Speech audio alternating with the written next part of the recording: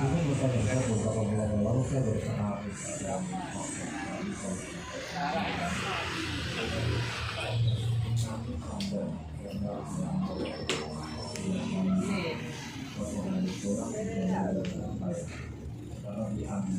mendapatkan banyak tidak dapat kebutuhannya. Pada akhirnya saya tahu benar kata Ustaz, ini itu diamalkan bukan hanya menjadi biasa semata. Terbukti di era zaman sekarang ini